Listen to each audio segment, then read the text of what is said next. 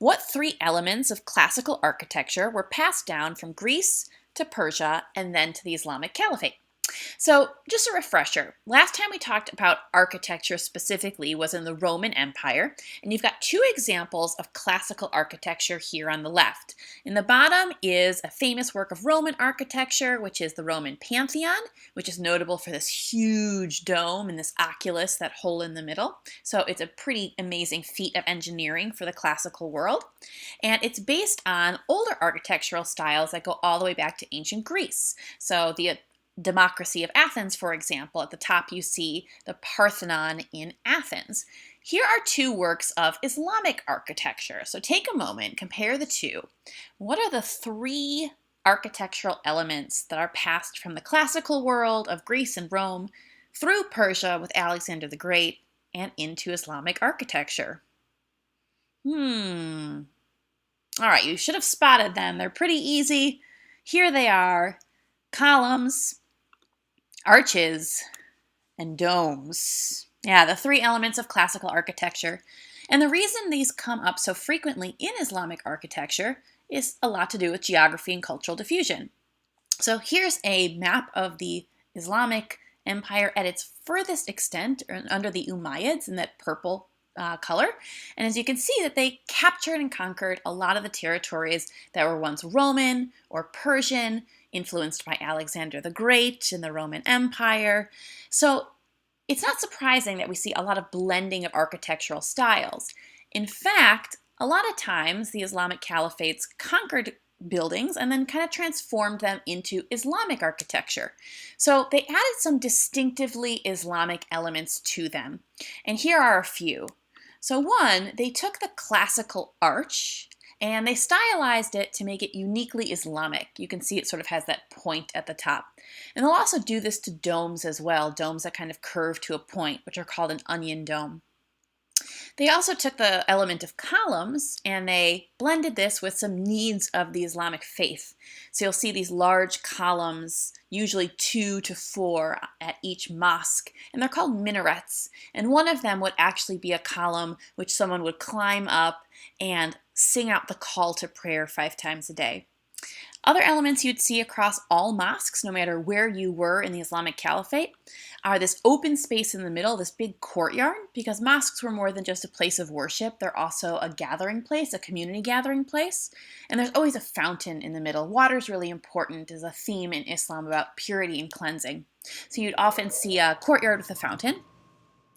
Inside a mosque, there's always going to be a main prayer hall. And actually, if you look closely at this image at the bottom, you actually see woven into the carpet different places for people praying to be seated and pray. And they're always oriented towards the Qibla, which is this Islamic text that you can see on the wall that orients you towards Mecca.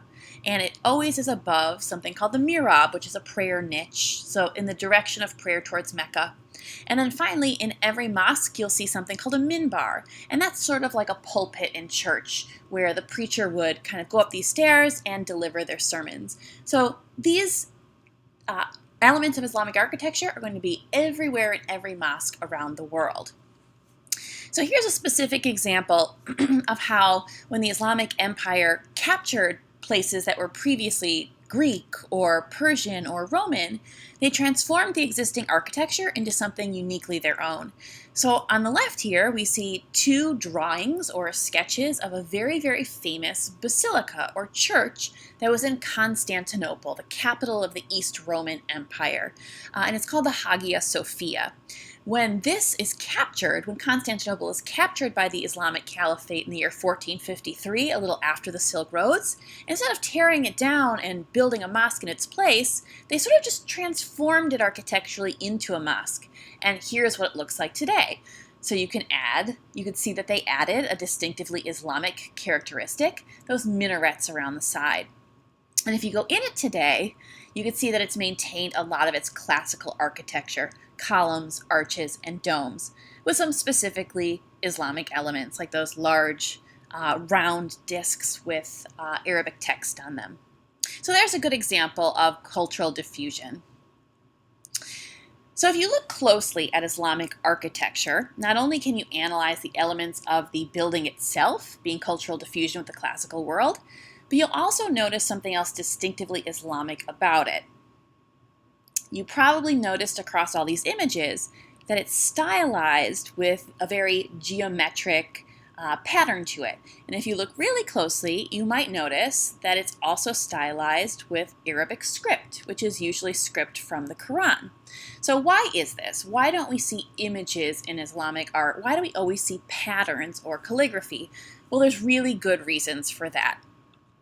So in most art we've looked at so far in world history, what we're seeing is what's called representational art. That most civilizations, they use art to represent lifelike objects such as people, animals, nature scenes, or man-made structures. They want their art to reflect the world around them or to honor key figures that took human or sometimes animal form. However, in Islamic art, their art has to be non-representational. It has to use abstract symbols or shapes as a stand-in to represent real-life beings. It's also referred to as non-figural art, and there's a really important religious reason for this.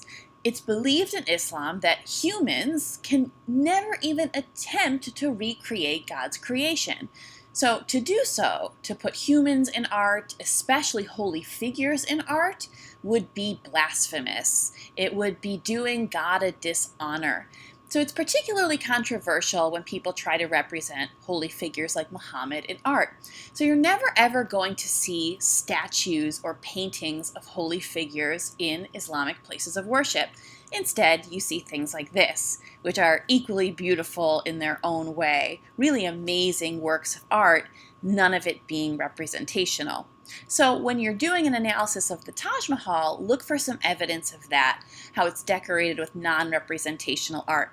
And to help you do that, there's 3 types of non-representational art that you're going to find across Islamic art and architecture. So let's go through those 3, and I bet you can find them in the Taj Mahal.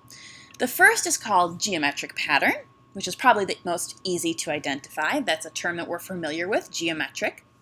But the technical definition is interlocking geometric shapes that are in repetition. And there's a specific message that this brings. It's a message of unity and order in an infinite universe. So geometric patterns are really easy to spot. You'll definitely see some on the Taj Mahal.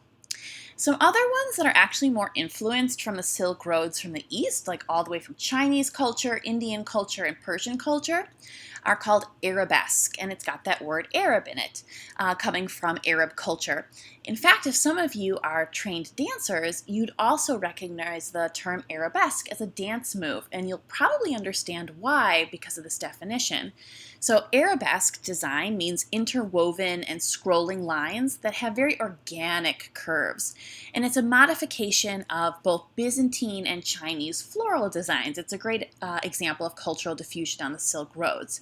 So again, if you're a dancer and you're thinking about the move that is the arabesque, it's a sweeping and sort of curling dance move to represent this arabesque design. And third, a really important element of Islamic architecture and art is the use of Arabic calligraphy. And calligraphy in general is a highly stylized script. So this calligraphy is highly stylized Arabic script, and it's usually of verses from the Quran to sort of honor that holy text, and also to create ornamentation when representational art isn't available to you for religious reasons. So when you're looking at the Taj Mahal, you're definitely going to see all 3 of these elements, and you're kind of gonna go on a little scavenger hunt to find them, but that should be fun.